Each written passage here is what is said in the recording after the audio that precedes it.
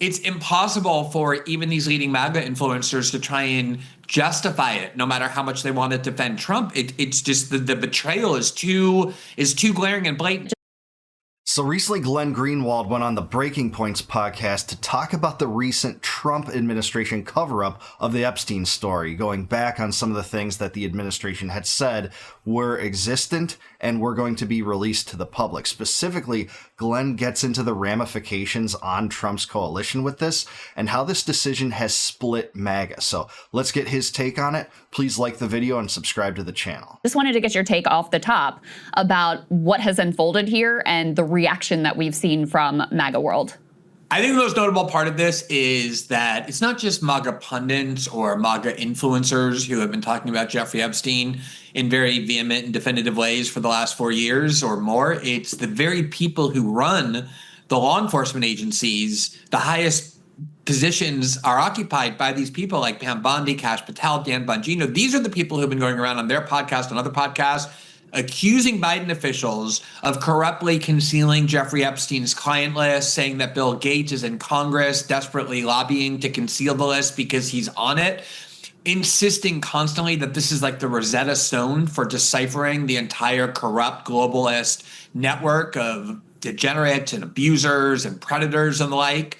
And then they get into office, and within a couple of months, it becomes obvious that for whatever reason, they're not going to release any of the information they had been accusing Biden officials of concealing. And now they're at the point where they're even claiming it doesn't exist, that there is no client list. There's no evidence he ever blackmailed anybody, a complete 180 on everything they've been saying for the last 4 years. So if we want to assume, just for the sake of argument, that they're now telling the truth, how do they not come out and very profusely and publicly apologize to all the people who they have been maligning and whose reputations they've been destroying over the last 4 years by accusing them of things that they themselves are now doing? Yeah, absolutely. That's the ultimate irony about this whole thing, and I'm so glad about how Glenn sees this and sees all the proper angles to address here. But the ultimate irony is that Trump said, in that press conference yesterday, he answered the reporter's question like, why are you bringing up Jeffrey Epstein? Why are you going to talk about Jeffrey Epstein right now? When it was actually him and officials within his administration that essentially campaigned for him on the promises that they would be transparent on the Epstein story. Of course, that didn't happen. All we got was that farcical PR stunt where conservative influencers at the White House back in February were given those binders that said the Epstein files, phase 1, already implying that there's going to be a phase 2. Well, I hate to tell you, spoiler, phase 2 ain't coming, and that's clear because there is a cover-up, and there's inconsistencies in this story. They can't expect us to buy all this, especially after Bondi confirmed the existence of the client list of, Trump's lawyers confirming the existence of the client list, that it was going to be vetted. And at times they said, hey, we might have to redact some things for national security purposes, which, again, that doesn't make sense. That's a whole nother can of worms because why would there be national security concerns unless he had ties to a foreign intelligence agency? So yeah, Glenn's right. They've gone turn-face 180 completely against the constituency that elected this administration to provide answers in the Epstein story.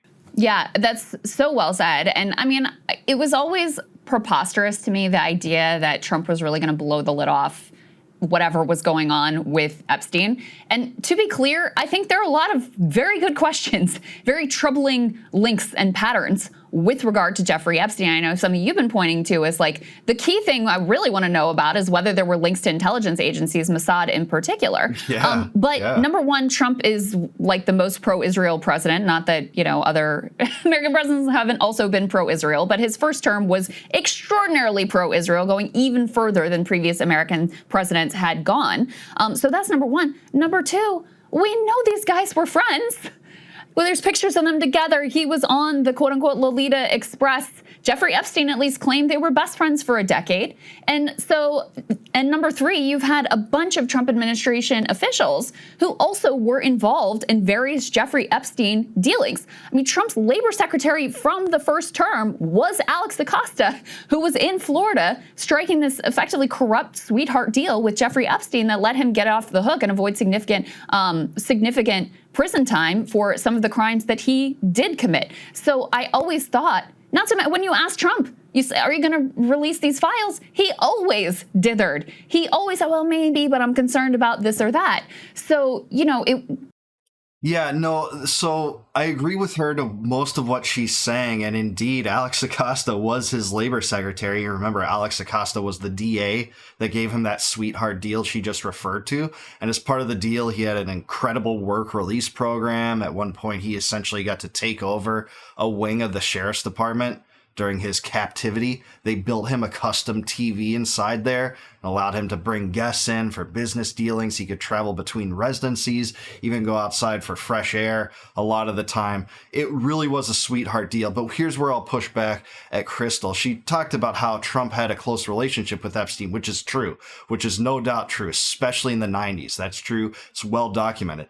However, there is known evidence that the two did have broken relations within, I believe the year was 2004 when they both vied for the same property in, I believe, the Tampa area of Florida. It was an immensely valuable and popular property. The two had a bidding war against each other, and then there's no indication that they really had relations after that point. So just want to make that clear. I have no reason to cover for Trump. I think he's being downright duplicitous here, but that's what the facts tell us. Should not have come as a surprise that nothing was going to be different, that he was not, in fact, going to expose whatever was really going on here. Right. I mean, I do think it's important to note that Trump and Epstein, they were obviously very close, had a falling out, so that he wasn't consorting with Jeffrey Epstein after Jeffrey Epstein's conviction to the extent that other people had been. That to me is, the most two interesting things are, even after Jeffrey Epstein got convicted of trafficking minors for commercialized sex. Basically, obviously, if you're trafficking minors, it's basically child rape, it's pedophilia. Huge numbers of the most prominent, powerful people in the world had no compunction about openly associating with Jeffrey Epstein, not just associating him, like passing him by at a party, but going to his house, etc. But then the other thing...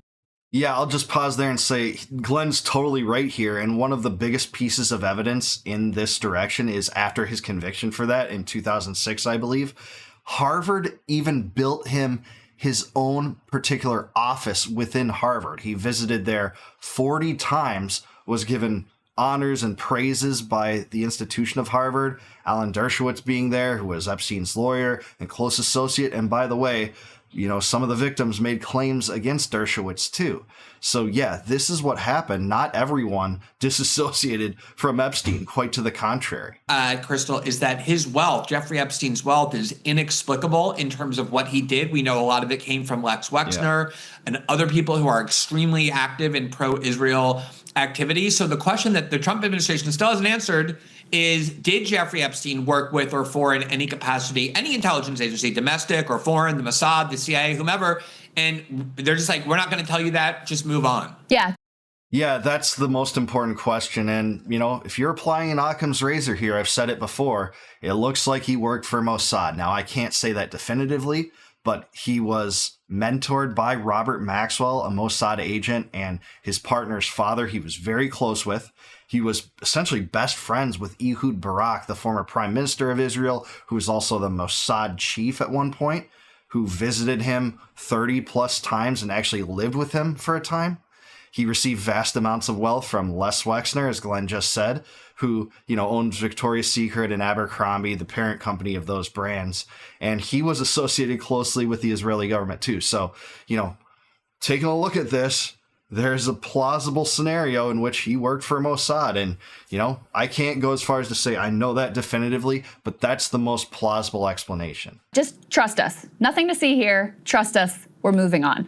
All right, let's go ahead and take a look at this this video. I'm going to play the whole thing of Alex Jones reacting to this news as it was coming out. Now, he has since formulated his own theory of what's actually going on here, which of course conveniently absolves Trump of any sort of responsibility here. But let's go ahead and play his initial reaction. Obviously, there's nothing the globalists wouldn't do to keep this from coming out. They've already tried to kill Trump repeatedly. Have they rolled over? I see a lot of signs that, Trump's pretty much in charge now.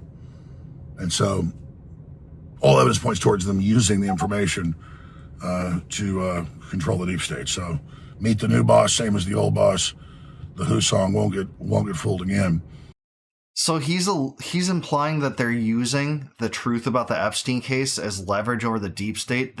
That's just what I'm interpreting. You know, I actually genuinely like Alex. He is too defensive at Trump at times. He's actually been kind of critical. But if you're implying that this is a new type of 4D chess to have leverage over the deep state, I'm sorry, that's retarded. That's the dumbest argument. It's the biggest. It's a cultish argument, honestly. This is going to be an unmitigated disaster. I don't know how they got Trump and the DOJ to do this, because the public is not buying it. No one is buying it. So I never saw any evidence of Trump involved in any of the stuff that came out. It was all fake, the fake Jane Does, all the crap, you know, E. Jean Carroll, the crazy leftist cat lady, all of it. So now by coming in and being part of the cover-up, the Trump administration has become part of it.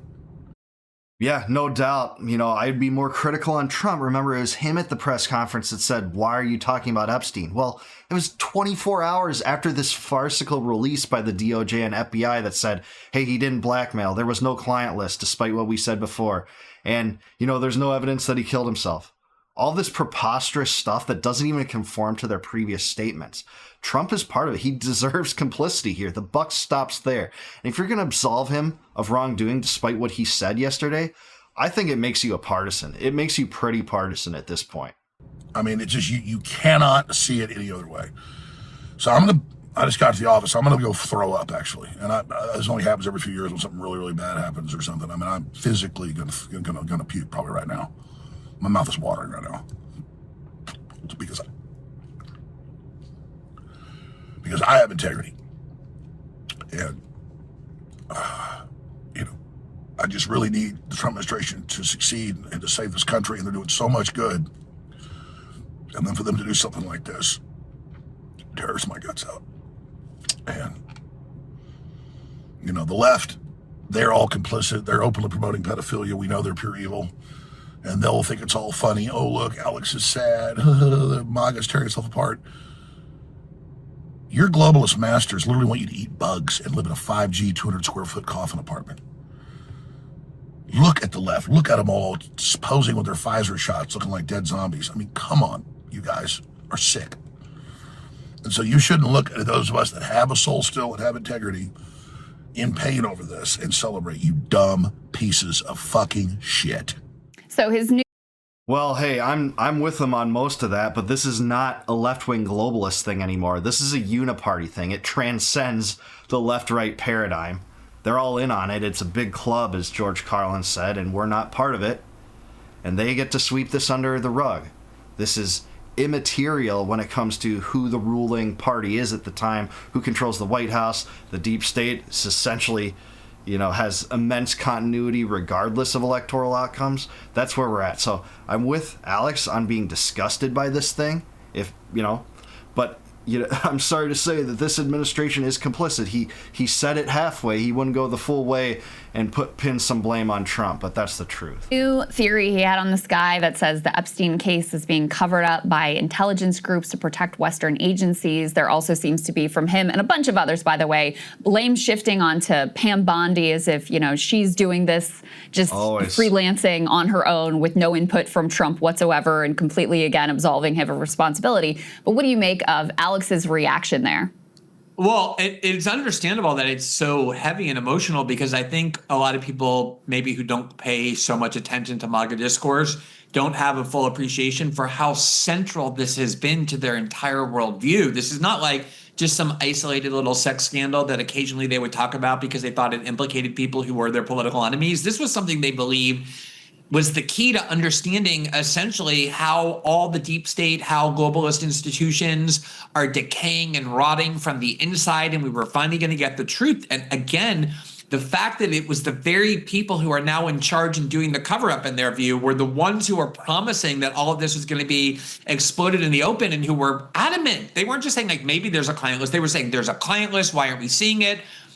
it's impossible for even these leading MAGA influencers to try and justify it, no matter how much they want to defend Trump. It's just the betrayal is too glaring and blatant. And yes, they're going to try and distract attention from Trump himself and put it on people like Pam Bondi or whatever. But at the end of the day, Pam Bondi is Trump's attorney general, and he has the ability to fire her at any moment, and he won't over this for sure. And some kind of reckoning is going to happen.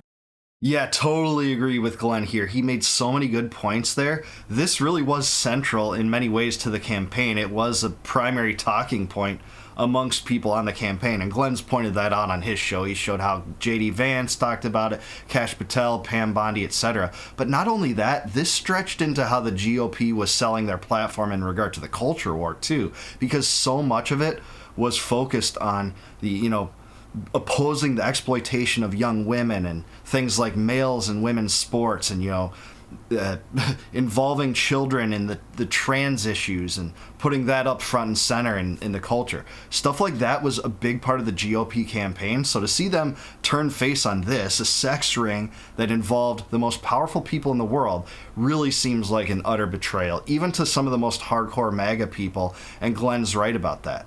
And yeah, Glenn's also right about the fact that Trump's not going to fire Bondi over this. He was completely aligned in lockstep with Bondi over this in that press conference. It seemed like Bondi took notes on a notepad during it to, to articulate talking points that she was going to say when she had a chance to talk. And she did at the very end of what she said, which was filled with contradictions, said, and that's it. That's it on Jeffrey Epstein. They're closing the door on this thing. Well, not only that, actually put C2 up on the screen here. So initially, Pam Bondi and Kash Patel and Dan Bongino were all taking, the bulk of the heat. And then Trump comes in on Truth Social and praises Kash Patel and Dan Bongino, saying that, after they close this case, they're getting back to the basics, locking up criminals, cleaning up America's streets. So, makes it difficult for people to argue that, it's Kash Patel and it's Dan Bongino who are the culprits here, which I think part of why they've shifted so much blame now onto Pam Bondi, because she has not gotten the overt Trump seal of approval in the wake of this nothing to see here on the Jeffrey Epstein case.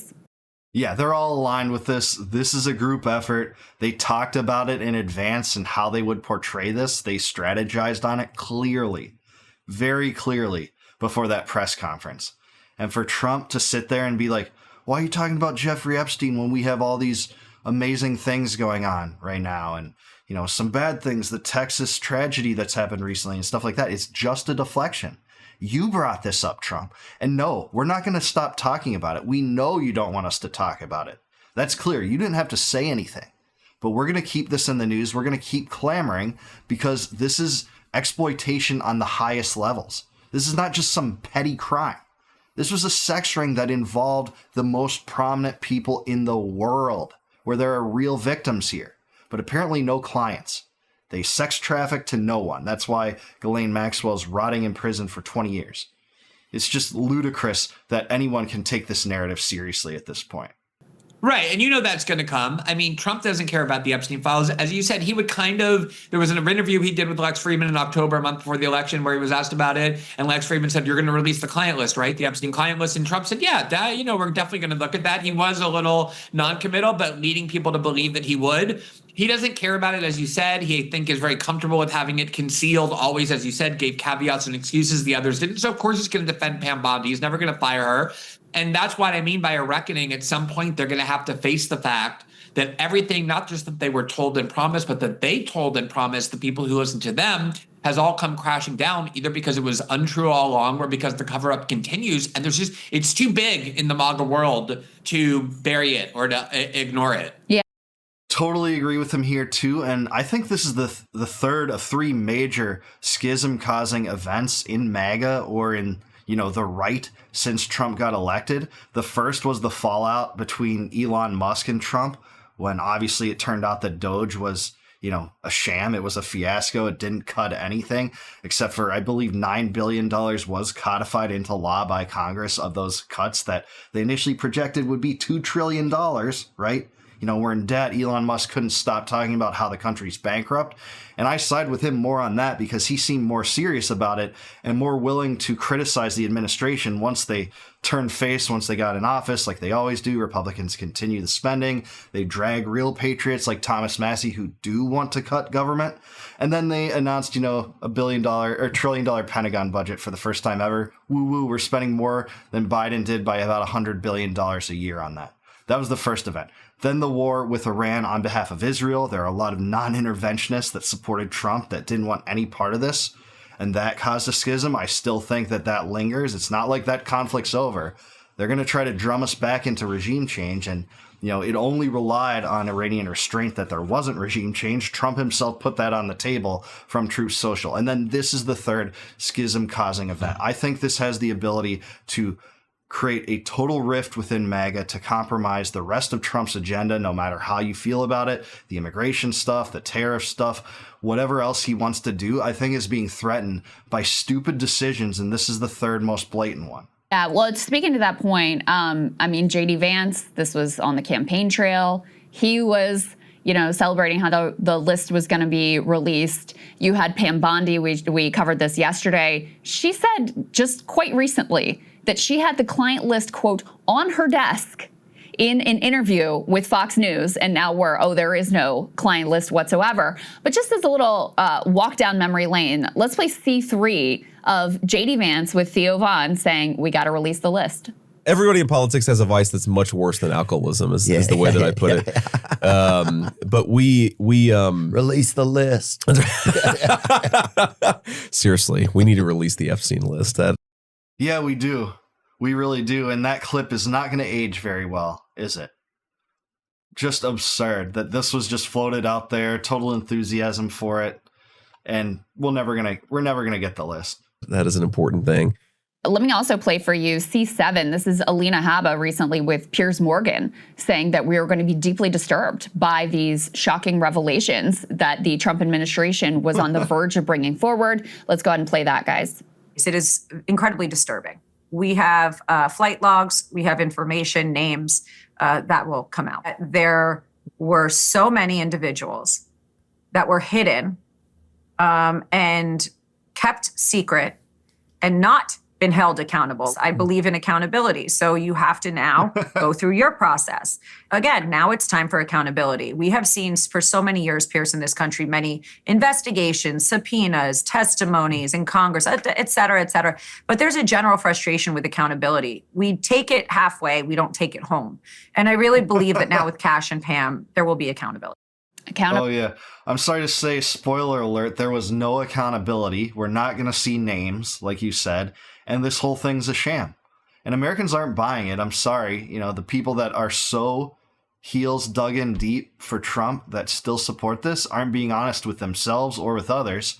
And, you are seeing Trump supporters push back at this and believe correctly that it's preposterous. So, yeah, Alina, we don't believe you whatsoever. And what you said turned out to be a complete fraud. And this is one of the things is like, I don't expect any of these people to. You said they should apologize. They should apologize. But I don't expect any of these people to reckon with any of it. They'll just pretend they never said it. They'll just say, oh, it's the fake news media trying to sink Trump. You'll have the influencer world saying, oh, well, there's some other higher level elite pedophile ring that's actually the ones that have more power than Donald Trump.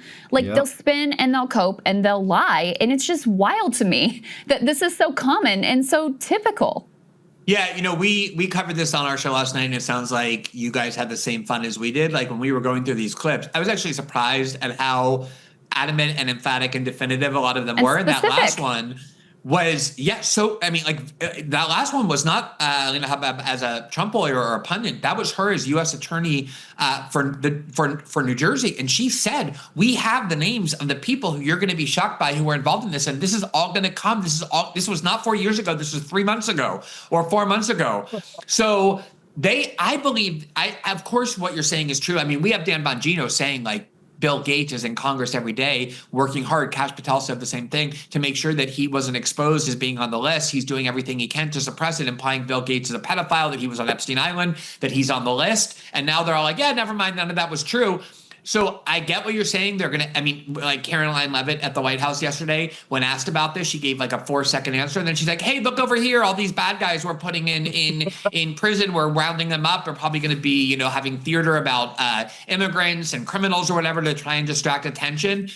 I don't think it's going to work with their own base. I'm not sure Americans generally care that much about this, but I think their own base has built their entire, it's the edifice of their worldview. And, you know, if you spend years promising people things and then it doesn't happen, your own credibility and therefore your own money making and your own career is at stake. And I think a lot of these MAGA people, the big MAGA people, they'll come around, but it's going to take a lot of effort. It's a problem for them. Totally true. This is going to sort the wheat from the chaff for sure, just like many other things like the Iran war and the Doge fallout. But Glenn's right. Caroline Leavitt in that press conference completely deflected from questions about this and then immediately said, hey, we got this thing called summer heat where we're going after true criminals and taking them off the streets. It was utter deflection. This is the biggest story maybe in the last century, and they're sweeping it under the rug. How this affects the Trump coalition and MAGA and the right in general is especially interesting to me. You know, and I someday hope we still get answers from a whistleblower or other source. But for now, Trump has to deal with the fallout that this will inevitably cause. And all of it is his to blame and his subordinates to blame because of how they sold this whole PR thing regarding the Epstein files in the first place. That wasn't random people. That was members of his administration. Pam Bondi was the architect of that scheme to invite these influencers to the White House in February, give them these binders that said the Epstein files, phase 1, already implying that there's a phase 2, never to come, of course. And then you have Alina Habba's comments. You got Pam Bondi's comments about the client list existing, J.D. Vance talking about it, Kash Patel famously talking about it in several podcasts. They didn't follow through, and it shows duplicity. So, you know, there's almost no shot now. I think Glenn is always very charitable. To his credit, there's better angels of our nature in Glenn in this way, in many regards, because he is a true journalist. But I don't think there's any way that the client list and information regarding the clients and information regarding his ties to security services or intelligence services didn't exist ever, and now they're telling the truth. That seems much more absurd and implausible than they got on the inside, they saw the real evidence, they thought it would be dangerous to the U.S.-Israeli relationship or to people in power, and then decided that they can't spill the beans. That's the most plausible and logical scenario based upon the information we're given. So yeah, we'll have to see how this affects Trump. If fallout over Iran or Doge didn't lose him all the dissidents that already supported him, I'd be surprised. But even people within his base are feuding about this. And you have people on Twitter saying, I have full faith in Dan Bongino and Kash Patel. And this is just 4D chess to have leverage over the deep state. Well, just think about that. How immoral would it be to withhold information regarding those who operated a sex trafficking ring over leverage over the deep state? We're just going to hold that back and no one's going to get blamed or punished for it, so Trump can maintain power over the deep state. It's just so absurd. You know, there's so many angles to this that just are so unbelievable. And I hope, again, it causes a great awakening of Americans who won't accept this anymore. But let me know down in the comments below. Do you think Glenn's right about this? Will this jeopardize the rest of Trump's agenda? And is there any unexplored avenues that no one's talking about? Let me know in the comments below. Please like the video, subscribe to the channel. Also subscribe to Breaking Points. They do a great show with great guests. And please consider joining as a YouTube member by clicking the join button below. If you become the member, you support me financially, which I appreciate. Plus, you get access to all my videos before they come out to the general public on YouTube. And until I see you guys next time, no more war, no more debt, no more inflation, and no more empire. Peace out, guys. Catch you in the next one.